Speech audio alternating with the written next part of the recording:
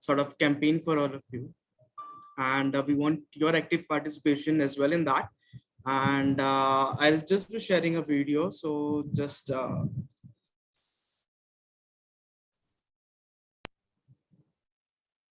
hope you can share see my screen. Yes, Kishan.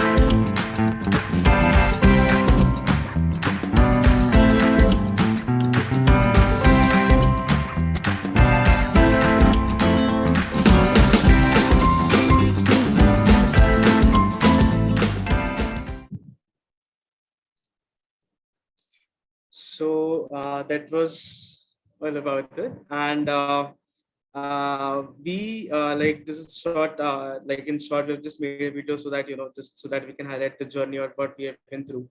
And along with it, we also want to announce that we are organizing a campaign, like sort of 3 to 4 campaigns, which are the photo campaign, and in which you can share your photo from your classroom or session showing like how you and your students are engaged and having fun while learning.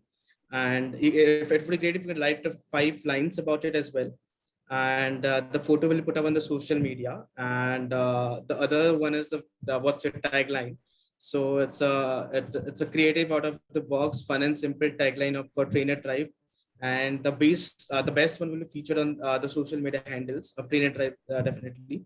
There is high fare challenge where we like get your friends and people and from like your friends and everyone, and you can tag them also so that we'll announce the person who has get the maximum on the group, maximum number of friends on the group. And there is another one called as Chai Pe Charcha, whereas there is a live session with some of you on exploring your relevance as an educator in the new normal. So that is all we have planned, and we have a surprise for you in the end.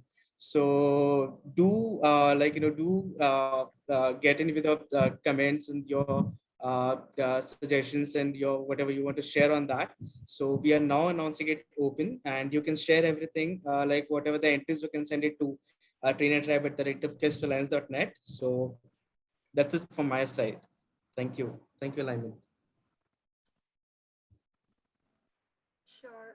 Thank you, Kishan, for that. So yeah, actually, I also would like to take this opportunity to thank each one of you for being a part of Trainer Tribe family. Therefore, please let's celebrate a day on 5th September with all these campaigns that being lined up with all these interesting activities actually. So yeah, I would like to look forward to celebrating this day with you. For more details, we will put that up on Trader Tribe Facebook group as well. So please find out there. I will share you the link to the group toward the end of the session. So please look forward to that. So yeah, just moving on. And yeah, so Trainer Tribe is not only on Facebook, so you can find us on Trainer Tribe on Instagram as well. Just search for Trainer Tribe India and you will be able to find us there. But still, I will request you to join us on Facebook group because that's our main channel and that's where all the actions happen mostly. Yeah, so just requesting everyone to please keep yourself on mute unless you are speaking, of course, just so that we are not distracted by any background noise. But please feel free to use the chat box throughout the session. And this is again for if you're joining us for the first time, Quest Alliance is non-profit organization. We foster 21st century skills among young people by transforming learning ecosystems across the school to work continuum. And Quest Learner focused programs are designed to meet key gaps in the school to work continuum using educational technology, capacity building, partner collaborations, and advocacy to create impact that changes lives. Coming to the most exciting part of the day. We have Punit with us today. He is learning experience designer from an organization called Dream a Dream. Punit comes with over 15 years of experience, and actually we're very, very excited and happy to have Punit with us today. So Punit, thank you for joining us. We are excited and looking forward to the session. Please tell us a little bit more about yourself, and yeah, you can take forward from this. I'll stop. Thank you very much, Lyman. And hello, everyone. Now I should be visible. Hello, everyone. So my name is Punitha Davaraja Balamurugan, and you can just remember me as Punit. That's going to be easy. So I work with Dream a Dream, and I have my most of my professional experience in the IT sector, and but I have special corners for education and wholesome education as such. So I had to make a career switch where I had to become instructional designer and facilitator, and so worked as a teaching assistant for strategic design programs, which was organized by Rhode Island School of Design. And um, apart from that, I have a very deep passion about how human. It's more than passion. It's I would call curiosity and a deep sense of the need to know thing of how humans work, and hence I'm so interested in psychology. And also I'm very interested in how everything works. And so one of the areas that is very rewarding in terms of research to answer questions in that is systems thinking and systems design. So and at Dream a Dream, I work for the program design and development team, and uh, my primary responsibilities would include designing experiential learning programs and workshops. So that's about me. And let me take you into the session. I'm going to try sharing, and I would need someone's help in confirming whether my screen becomes visible. Yes, it is. Okay. Thank you, Lyman. And I'll also have the chat box open just in case. Okay.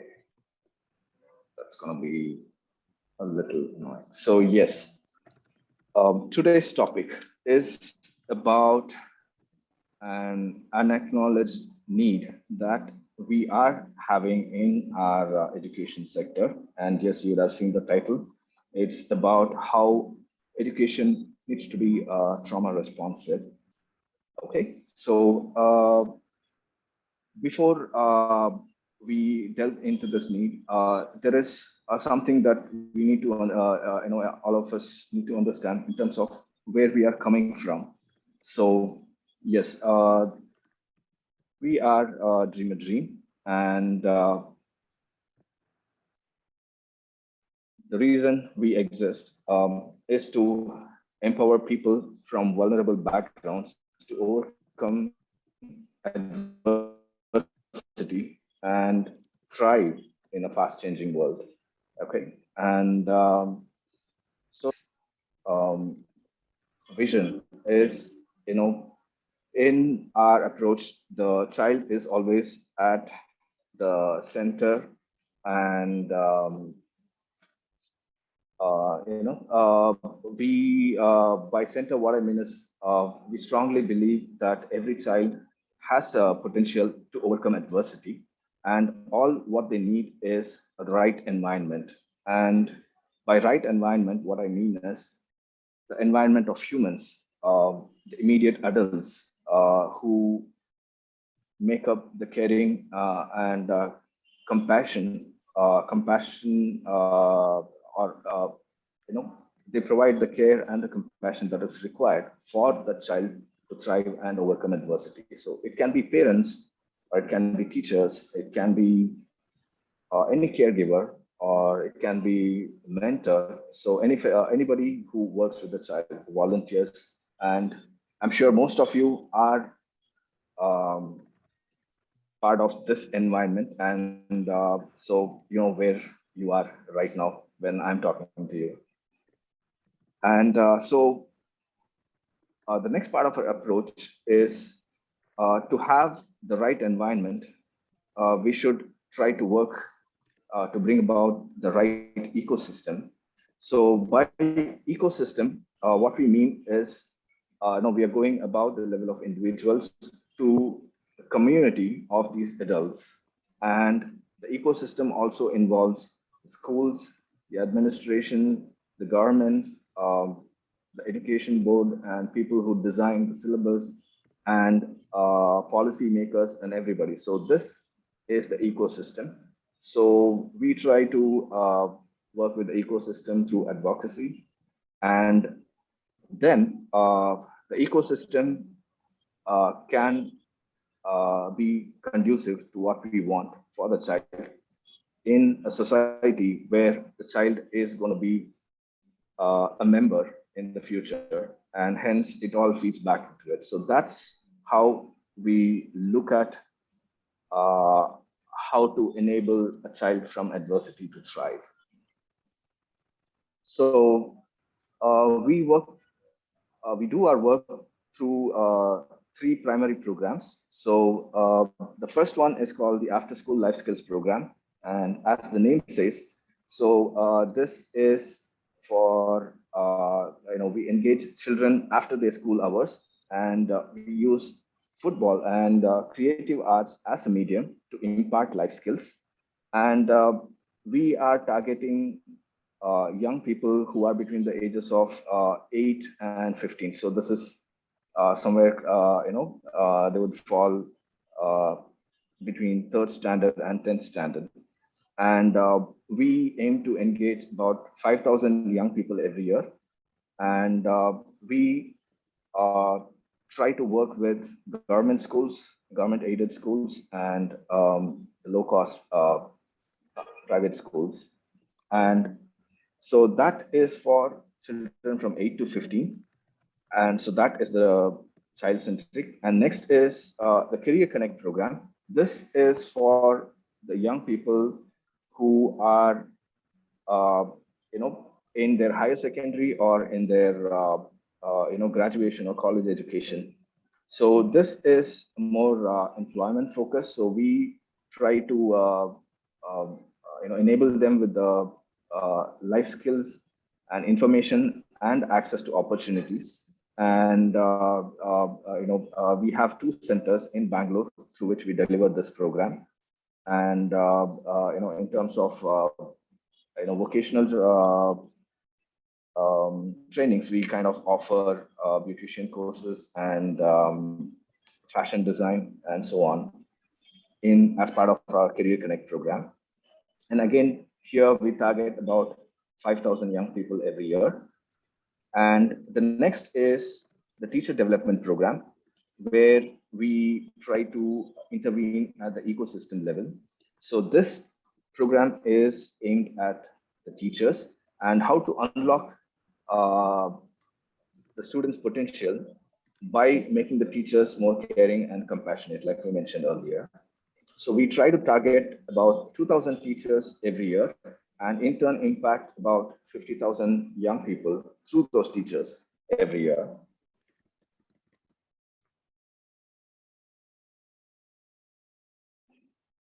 And apart from this, from at the ecosystem level, where we work with governments in terms of policy making and um, uh, you know uh,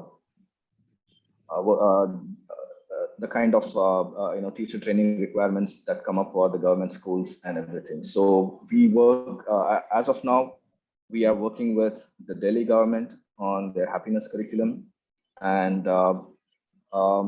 we have partnerships with Uttarakhand and Jharkhand for the project Sampurna, of which Quest Alliance is also a partner.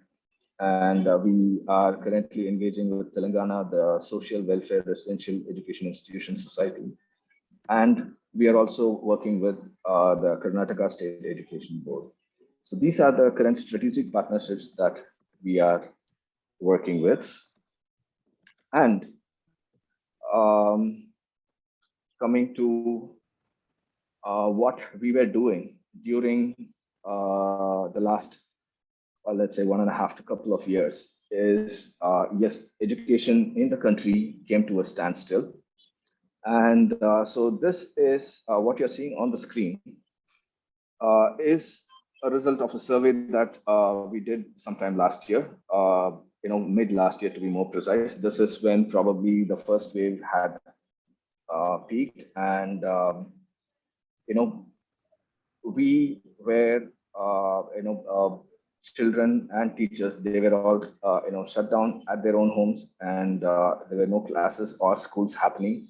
And when the conversations about how or what should happen with right now the so-called new normal when the school open, and these conversations were addressed with the teachers. So the people who were surveyed here were about we reached to about 800 plus government schools and government aided schools and low cost private schools.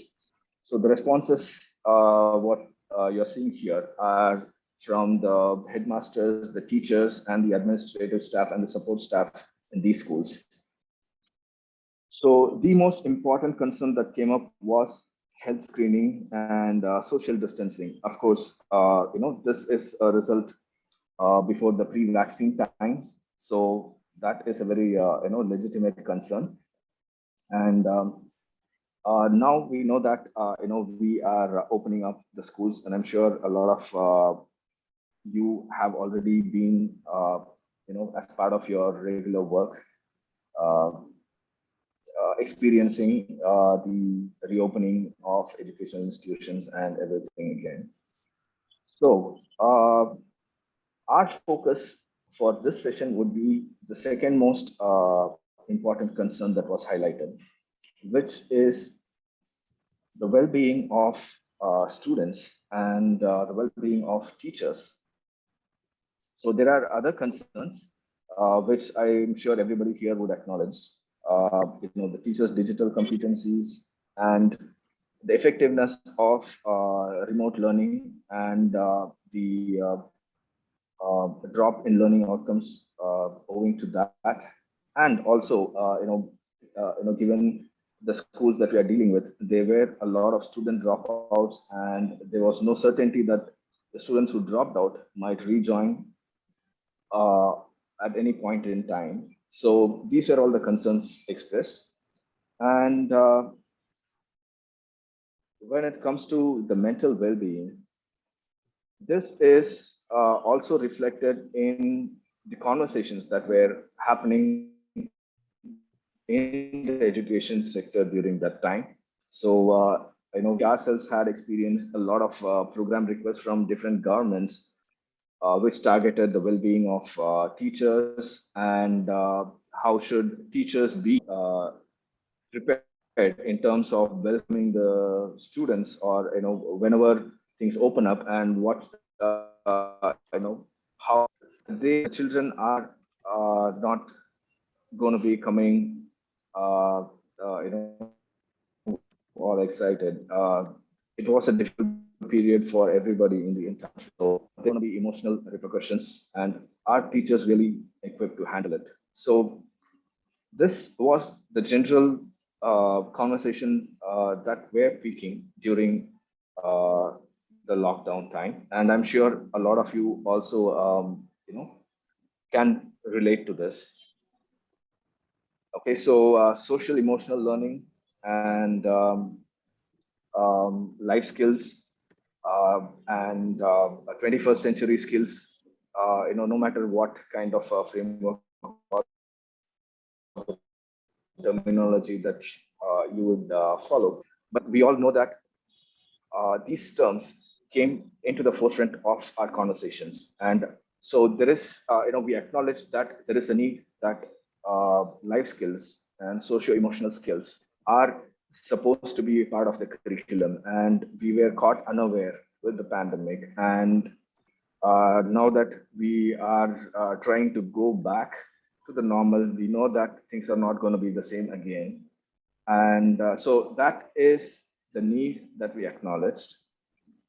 Uh, but there is a need that we still weren't acknowledging it. Yes, mental health and mental well-being were a primary concern, and I would like to just pause here and invite responses from you in terms of the conversations and the concerns that you want to address or you were facing during this time, if anybody wants to share. And the people who are hearing it or seeing this on Facebook, yes, please do provide in your inputs, and we try our best to address.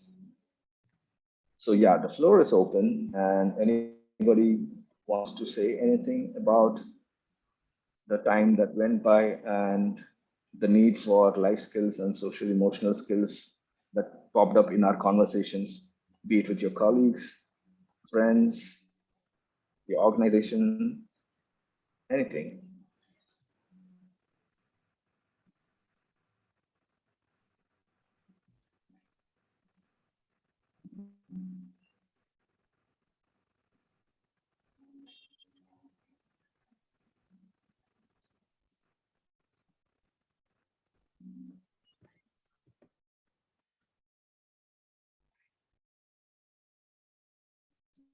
Okay.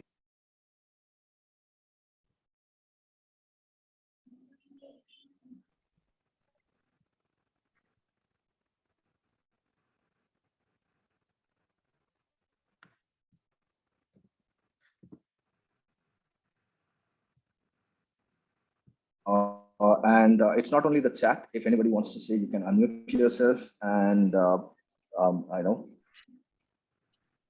you can put forward your thoughts.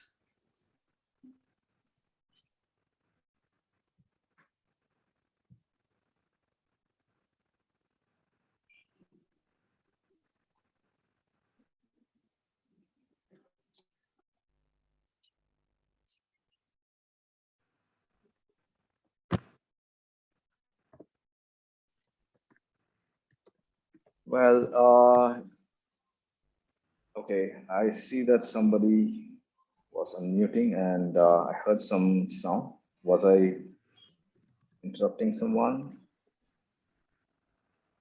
I think it was Priyanka. Priyanka, were you unmuting yourself? If you're speaking, we are not able to hear you actually.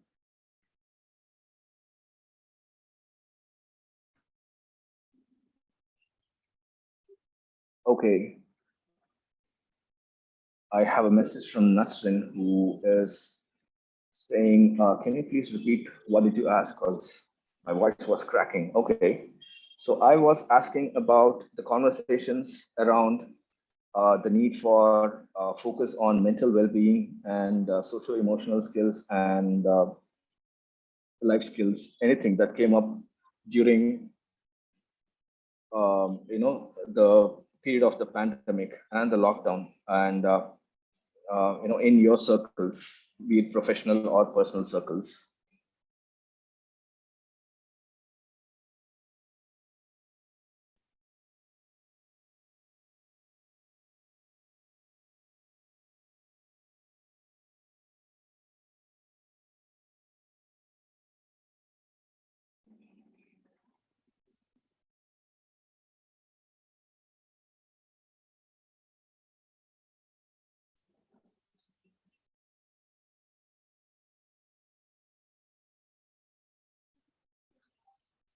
Okay, if the thought process is still going on, I would, like you to keep putting it on the chat material of, me continuing the conversation. I'll get back to the chat, and we'll definitely be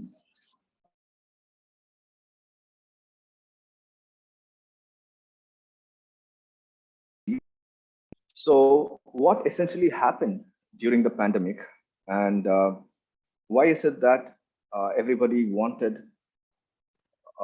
mental health to take the front seat, especially when it came to education?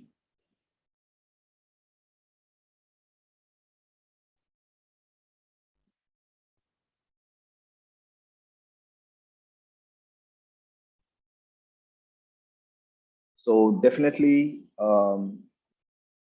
there was the pandemic itself, of course.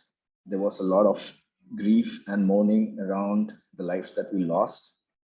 And yes, that's something that's going to be difficult for a child to process. And what else do you think made this need for this renewed focus on life skills and mental health, become more prominent? I think, Puneet, students or children gets more exposed to home-based violences during this COVID, because they, like, in generally in disadvantaged background, students or children was more into their day-to-day home-based engagement, and I think the violence has increased in that cases. So exposed, they have been more exposed to the home violence abuses. So that is also one kind of traumatic experience children are going through during a pandemic. Right, that's definitely true. Domestic violence, it was not only of the children. I mean, children witnessing domestic violence is also, an experience that they can't process. So yes, domestic violence was on the rise, and yes, there was enough data to even support that. Everyone were in their homes following the same routine, especially children who couldn't play or not talk to their friends, which they made them sad and stressed. Yes, so there was a sudden loss of social interactions, where you can't. Children need to move. They need to play. That is one of the fundamental needs.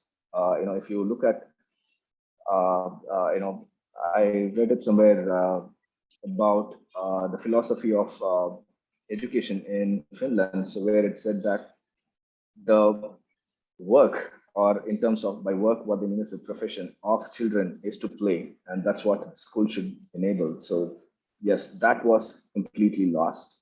Thank you, Natsumi.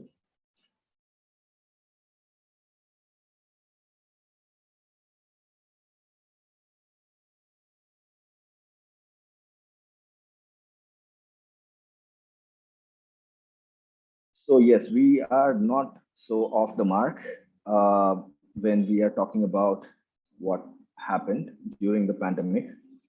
So this is a survey done in Lancet in July 2021. That's just a couple of years, so a couple of months ago, where they were trying to estimate the number of children who were orphaned because of the pandemic.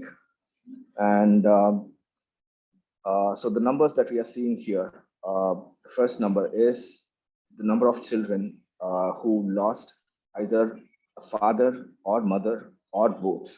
So that's about 116,000 of those children. This is numbers only in India, and about 2,900 children lost their primary caregivers. So these are in the absence of a father or a mother. It could be the grandparents or the kin or the relatives of the parents. So again, these are kids who already don't have a parent or lost their parents, and then children, they have witnessed the death of their secondary caregivers. I mean, people who have a parent, but still they do witness death of near and dear one in their household. So that's about 67,800 children. So death, mourning, and grief. Um, these are not emotions that even adults know how to process in a very healthy way, or in a way that they can, regain, their old way of functioning or normalcy very soon. So this is children's that we are talking about. This is a huge number. Luckily, in Assam, in my district, the deaths are comparatively less. Okay. So yeah, and but if we think about it, the deaths because of the pandemic is just a way of showing us magnifying situation that could happen to a child even in the absence of a pandemic. So yes, um, death, loss of a loved one, loss of a caregiver, that's something the children are dealing with. And like it was mentioned earlier, abuse is also another thing that the children are dealing with. And so this is the data from the child line. And what you're seeing on the left side is the pre-pandemic numbers of the number of calls that were made to Childline and intervened for protection from abuse. Okay, so that was about some 62,600, and that's for a period of one whole year. And during the pandemic, so this is basically the data that we could gather. We are still awaiting a lot of data. So from the period between January to March this year, just during the period of 3 months, the number of calls is about 33,000, which is almost half the calls what was received in a year during the pre-pandemic time. So there was a clear trend indicating a rise in the instances of child abuse. And what you're seeing here is basically the proportion of calls that are the child line we're taking into, regarding protection from abuse. So in the pre-pandemic levels, the proportion of the total calls received of the proportion of the total calls received, uh, calls requesting protection from abuse formed about 25% of that, which itself is a huge number, which basically means like one in every fourth child that you would have seen has faced some sort of an abuse. And uh, during the pandemic, this proportion rose from 25 to 36%.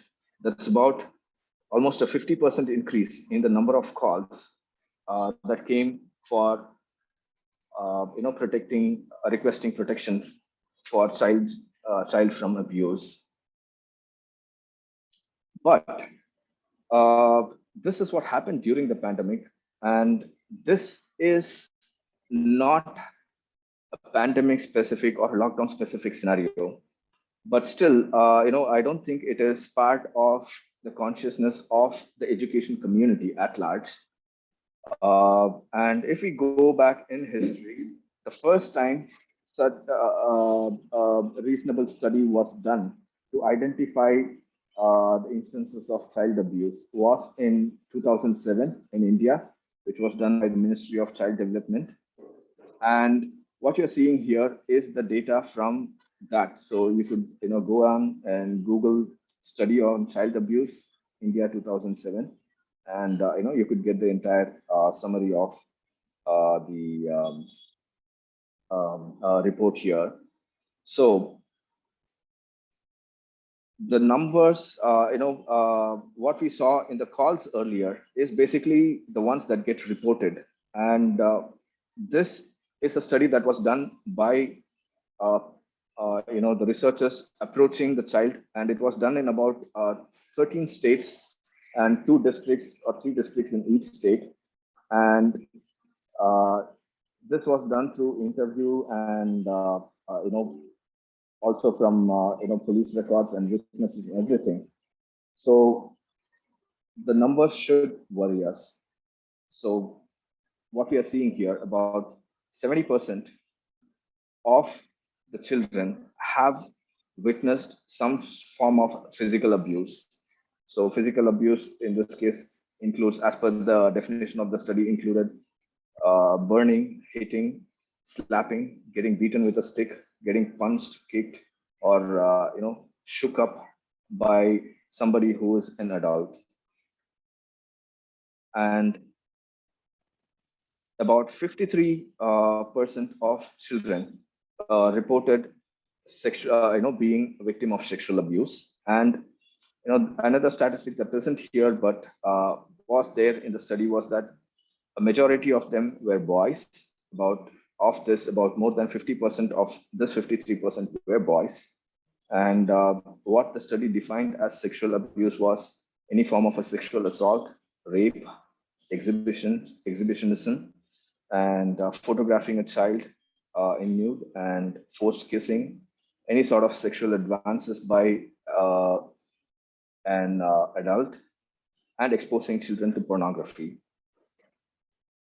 And emotional abuse, that is also about very close to 50%, reported by 50% of the children who were surveyed. And that is like one in every second child. So the definition of emotional abuse was children being shouted at, cursed at with curse words, threatened, blamed unreasonably for a mistake that wasn't theirs, locked up for extended periods of time, compared with other children, and in a way that puts down their self-esteem. And what's more, shocking was that 83% of these emotional abuse cases, in those cases, it were the parents who were the perpetrators. And the last statistic, what you're seeing is about girl child neglect, which is, I think, it's kind of very characteristic of our country.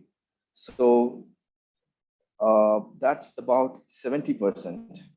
And uh, you know what it was defined as girl child neglect was lack of attention to a girl child in the same household where there is a boy, less share in the food, and the girl child being made to take care of their siblings, and any other form of gender-based discrimination in terms of restrictions or in terms of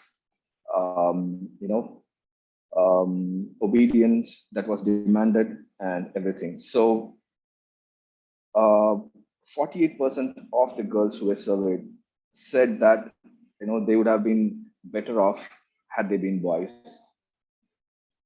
So this is the data from 2007, which is about 11 years or 12 years excuse me, before even the pandemic. And what's happening now is basically the pandemic is holding a magnifying lens and showing us, uh, you know, uh, when are we actually going to look at it? Okay, if we are not going to enable our education systems now, when can we actually start thinking about it? So whatever we saw here, death of a caregiver, neglect, household dysfunction, which includes a lot of other things like somebody with a mental illness, parental divorce, and caregiver being incarcerated or sent to jail, and abuse, any form of abuse, physical, sexual, emotional, and threat to life. So all these, the actual standard terminology for them is called the adverse childhood experiences. So there are a lot of studies that are done on adverse childhood experiences, and um, this is one of the important uh, facts that have been established is that um, these adverse childhood experiences. But what it means is basically any sort of an experience what a child shouldn't have gone through because they weren't able to process it emotionally or mentally before the age of 18. So these experiences do shape their future personalities and future behavior a lot. So the kind of behaviors that you can see from children who have gone through some sort of an adverse childhood experience is impaired social skills, which is basically withdrawing from social interactions. We kind of, let's say, mistake it for being introverted, but these changes, if they are around a very caring adult, can be very noticeable. And children getting into fights and conflicts with other children and hence not able to establish, let's say, a good friendship or a rewarding relationship with their peers itself. So one is withdrawal by themselves. The other one is, them being isolated because they are not, let's say, preferred as friends.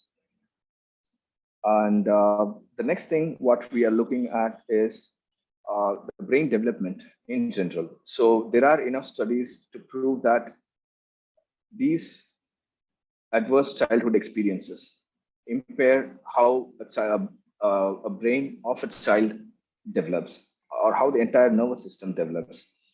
And the uh, observable signs are poor recalling, poor analytical skills, unable to hold attention, and unable to articulate what they feel or what they want because they are not able to put words together.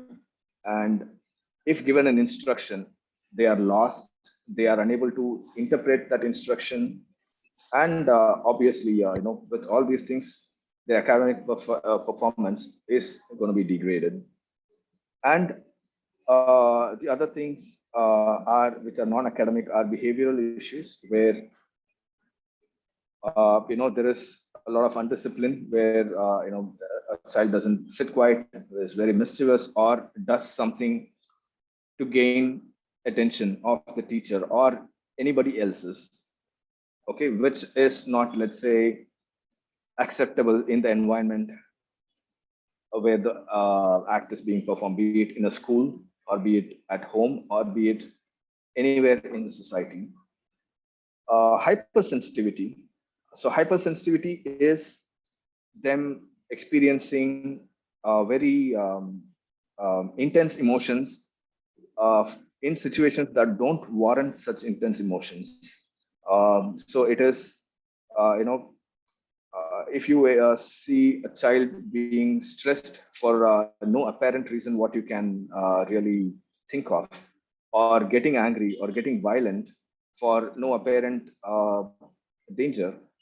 So that is hypersensitivity to triggers that in a normal child shouldn't invoke an extreme reaction. And hyposensitivity is the opposite of that, where the child completely withdraws and doesn't show a healthy emotional response in situations that warrant it. Like if they are seeing their parent after a long time, or after, let's say, they're coming back from work, uh, you don't see happiness. And if they are ordered around, you don't see a resistance, you don't see anger. So basically, a sense of complete loss of feeling anything emotionally. And I want to pause here, and I would invite you all to reflect in terms of the behaviors that we would have witnessed during our work with children. And just think about how we saw this behavior as something that needs to be corrected, that needs to be mended. And we never thought where this behavior is actually coming from. So, and also think about how we normally handle such a behavior when we see a kid displaying such behaviors. So I'm going to open the chat box.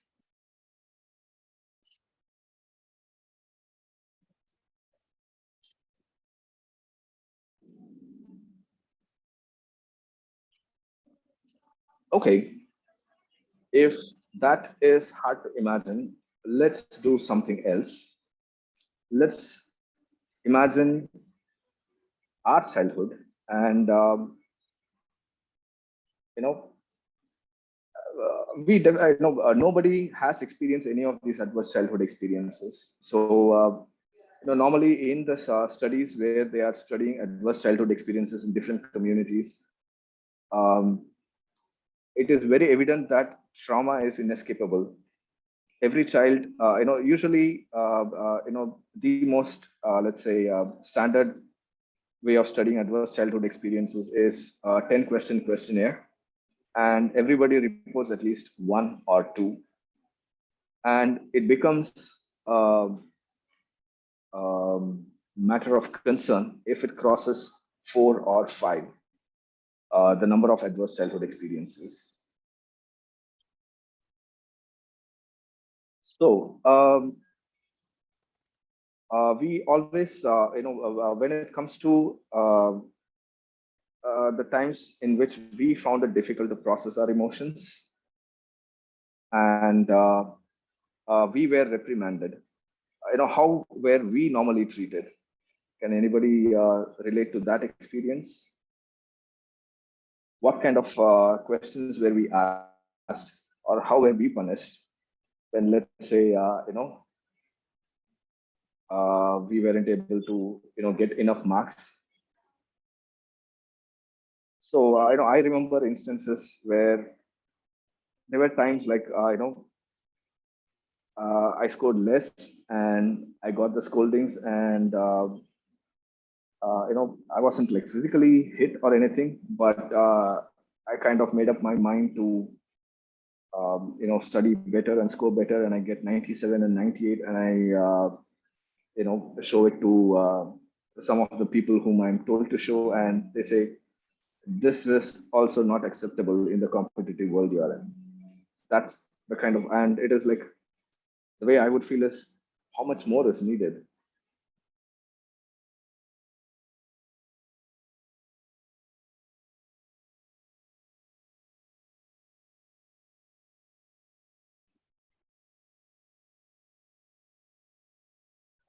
Okay, please keep responding, and I just going to keep track of the time also. And if not now, once we come to the close of the session, I could take your inputs and questions. So going forward, now we are able to relate that, okay, there are going to be, everybody now understands that there is going to be these difficult behaviors displayed by the children who are coming back to the education system, be it physically or be it virtually. And let's say, uh, start the school again.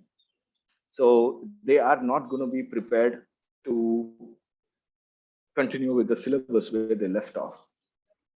Okay, so yes, their mental well-being needs to be addressed. And um, as we saw, the general trend or talk in the community is socio-emotional learning, or life skills or building emotional resilience in um, kids. So that is getting a lot of focus. So I think what is lacking is the depth of why. So the answer for what is needed is very readily answered without considering the why of uh, socio emotional learning. So this is like uh, trying to address an issue at a superficial level and not going deeper, which means a superficial level of addressing would result in only superficial level of outcomes. And so, if we all know that cell is social emotional learning and life skills, imparting life skills into children is the answer. They would build emotional resilience if they become self-aware and everything. But our children who are going to come back now are so readily going to accept what we are, going to do with them as part of social emotional learning.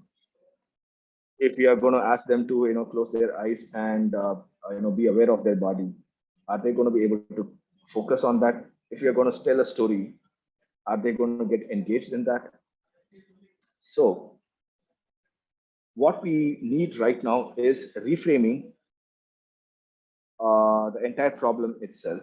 So socio emotional learning is not the whole answer. The question is, are we trauma informed? Because um, you know if we don't understand the root cause, we can't really understand what is happening now. And if we don't really understand what is happening now, we can't intervene for an outcome, um, what we are targeting for, because we are basically working based off of our own ignorance. So, before I close, I want to invite you to think about something. So the schools are going to open, and the children, you're going to see the children back, and you're going to engage with them in various capacities. You are, and uh, you are going to be observing behaviors that are going to be very difficult for you to handle in the classroom. Okay. So if I go back to my own childhood, and whenever, let's say, I threw a tantrum, or I cried, or I just sat in a corner, the question that's let's say posed to me is, what's wrong with you? Okay. So the way this question is posed is, it kind of already makes the assumption that there is something that's wrong with me, and it just needs to be digged out. I need to figure out what's wrong with me, and I need to answer them. Okay, so I'm already convinced what's wrong with me, that something is wrong with me. And I'm sure a lot of you would be able to relate to this feeling. So at that times, you would, uh, okay, Priyanka, I'll come to your question. So at that times, we would be uh, very aware as a kid that what the adults are seeing is just on the surface. Okay, it's like the proverbial tip of the iceberg. But we know that it is a lot more than that. We are dealing with a lot of emotions that we are, that is of so much significance to us. But we could clearly see that the adult who asked that question couldn't see that at all. So if that is not the right question, I want you all to go back to such instances. What would have been a question which would allow you to actually say what you're feeling, or if it was some sort of a repression, the kind of question that would allow you to, let's say, cry and go and hug the adult, or just tell what you're feeling in your own words.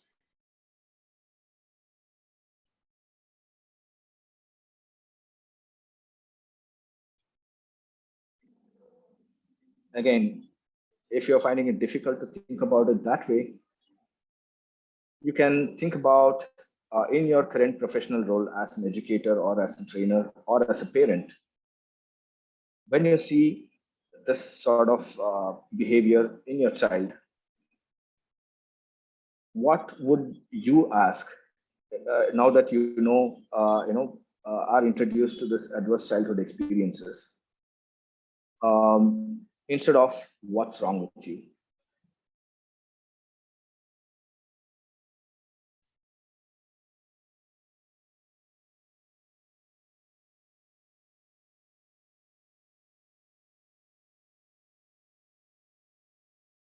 Nasrin, thank you, Nasrin. Is there anything you want to share with me?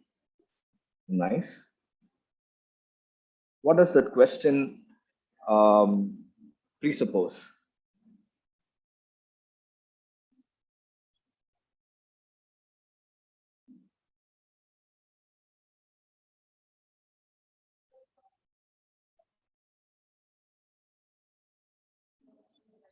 So any other questions?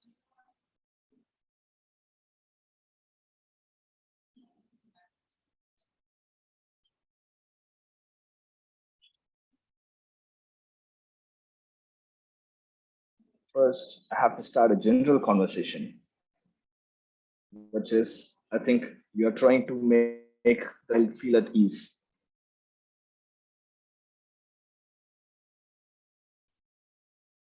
Okay.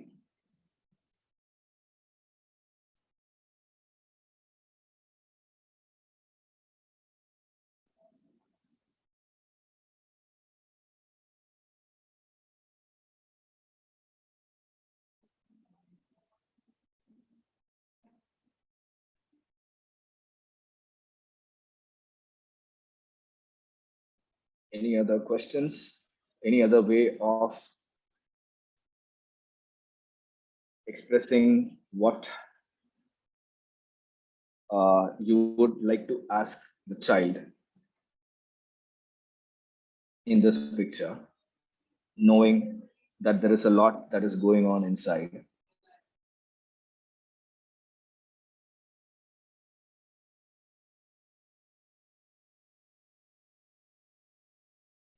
Bring this chat here.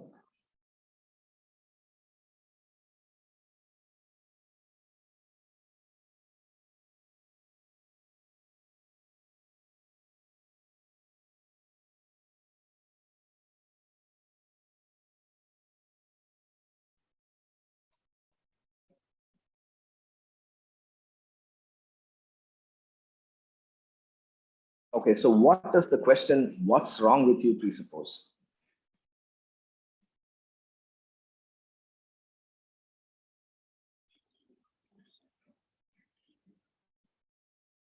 Ahmed says, after the general conversation, ask like, what happened, beta? What happened to you? Okay, nice.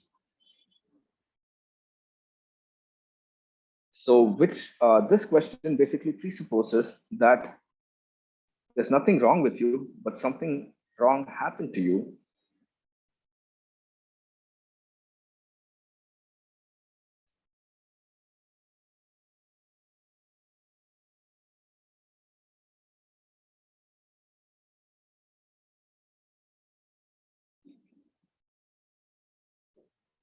So there are, okay, so this is telling that there is something that happened to the child, and we are seeing a behavior, and what is happening in between.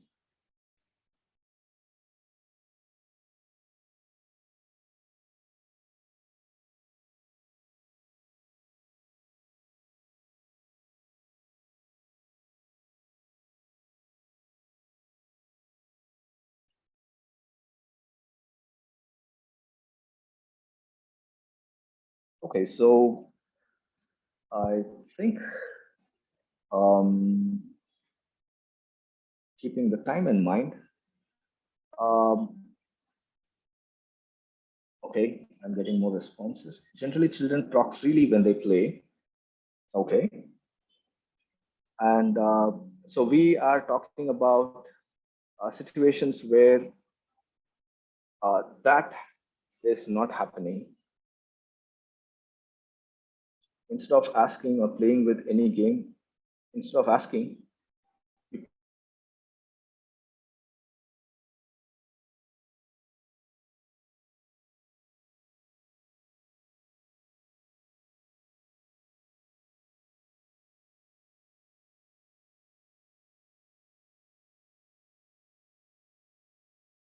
to the child, and there is the behavior of the child. So the question, what's wrong with you, focuses on the behavior. And the question, what happened to you, focuses on the root cause of the behavior. So, you know, just because that came up, thank you, Ahmed, for bringing that up. This is exactly the beginning of being trauma informed. So basically means that we do acknowledge that the behavior is not coming from the child, it is coming from something that happened to the child. Okay, and trauma is something that happens between both.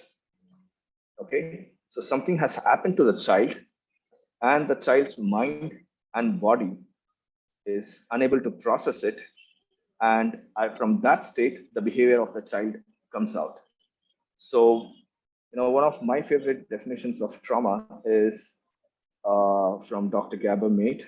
It says, trauma is not what happens to you, but what happens inside you because of what happens to you. So, if you are ready to ask that question of what happened to you instead of what's wrong with you, I would say, today you've taken the first step of being trauma informed.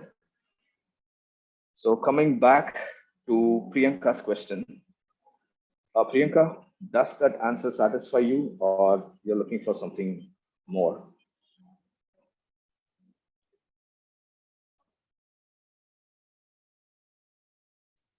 Okay, thank you, Priyanka. It And does. Thank you. It was very informative. So a lot more is coming, is on the cards. So what's upcoming in the following weeks is, we have 3 more sessions planned as part of the series. So this is a series of sessions, and in the next session, we're going to talk about what is a trauma-informed mindset. So what you got introduced to just now, we are going to delve a little deeper into it, and we are going to be talking about what are the dynamics that is happening inside us. And in the next session, we are going to talk about what is a trauma responsive mindset. So trauma informed is knowing that or acknowledging the possibility of behavior coming from a space of trauma. And trauma responsive mindset is how to respond to it in a classroom or at home when, in a way that is safe for us, and it is also safe, it creates a safe space for the children. And in the last session of the series, we will be sharing with you real-time practices that you can take back to your homes or classes, and or any children whom you actually work with, deal with, or live with. So that's all what I had, and I can have the session open for questions. I know that we've overshot by about 10 minutes, but still, I can stay back. And if you have any questions, I can address them.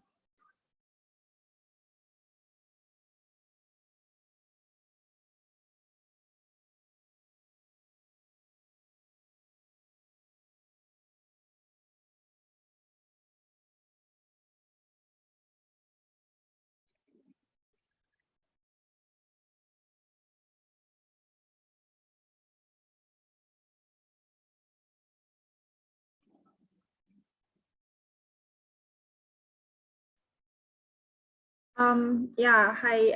Thanks, Puneet. So actually we have a we have a poll. Please give us your feedback. Meanwhile, if there is anyone who still has any question or any thoughts to share, please do. Meanwhile, we will just launch our poll. Okay. And thank you for the patience, Lyman. I know that you have something in the cards for the end of the session, and we overshot the timings. So let That's me good. stop We are sharing. completely good. We are good.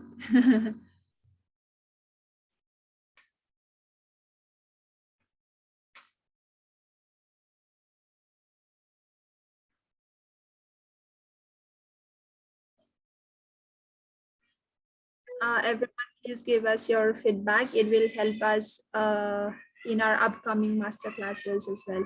And also, like Puneet had mentioned, that this is a series of master classes. With each master class, we are trying to dig a little deeper. So it's great that you are part of this first the first series of these sessions. And next week is a holiday, so next Friday we will not plan any master class, but the following weeks, please make sure that you join in order to understand a bit more about this theme. For more details, again, this will be put up on the Trainer Tribe group on Facebook, so make sure that you join us there. We can still take few more questions if there is anyone who would like to ask any.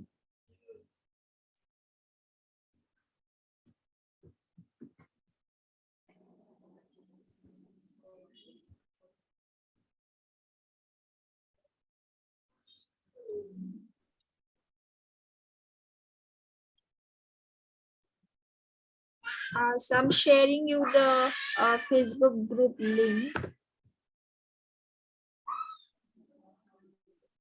Nasrin found the link on LinkedIn. Yes, we do share the details on LinkedIn as well. But Facebook page is our main channel where we give all the updates, and also we do share lots of materials, learning materials that we feel will be relevant to you.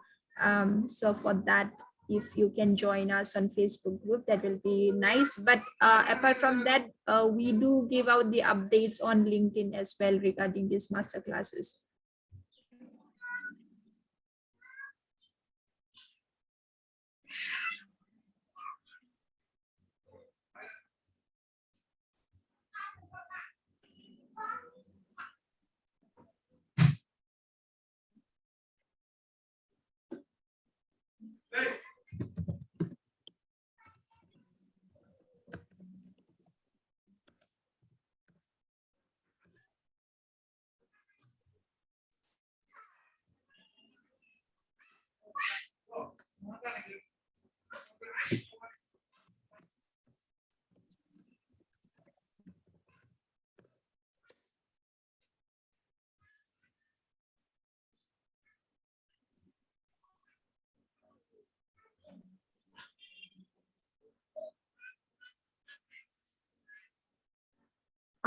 I think we are not receiving any more questions. Puneet, any last words from you before we close today's session?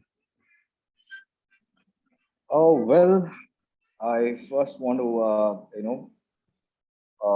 wish Trainer Tribe a very happy birthday. And I think coming Sunday is Teachers' Day also. And birthdays and Teachers' Days. And another thing is, I think we all have to acknowledge that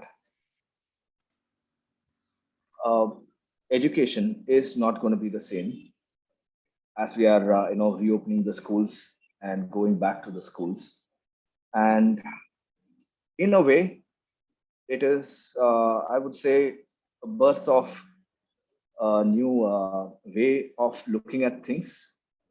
And I just hope that this new perspective includes being trauma informed and trauma responsive, and we do our best to um, you know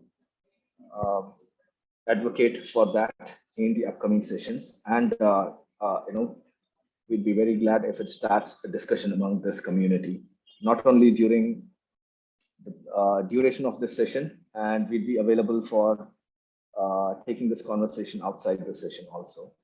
And I thank you for everybody who responded and who thanked me. I thank you all too. Thank you for being such a patient audience. And over to you, Lenny. Thank you. Sure. Thanks a lot, Punit, for spending your time with us today and for this extremely insightful session. And everyone, please look forward to the next master classes. All the details, we will share it shortly. And also, like we mentioned, that Trainer Tribe is soon turning 4 years. Therefore, please be part of the activities that we have planned. And actually, we are also planning to give out few goodies, so you can definitely look forward to that. Kishan, you still there on the call? Any words from you regarding the Trainer Tribe celebration? Yes, thank you, Lyman, and hope you enjoyed the session. And thank you, Punith, for a really, really, really nice session. And I request all of you, like, we are turning 4 on September 5th. Trainer Tribe is turning 4 on September 5th. And we look forward for your participation. And there are a lot of things that are going to happen. And I request you to look out for the Trainer Tribe page on Facebook as well as LinkedIn, and share among it in your with your friends, family, and so that it can reach maximum people. And do like and subscribe the page as well. So yeah, thank you, and do participate. It would be really great to have all of you there, and all the videos and all the photos and all the stories that you want to share. It will be great for us as well. And thank you so much. That's it from me. Thank you, Kishan, and thank you everyone for being here today. Have a great weekend and also happy Teachers Day in advance. We will see you again for the next master class, but please make sure that you take part in our Trainer Tribe celebration. Yeah, thank you everyone.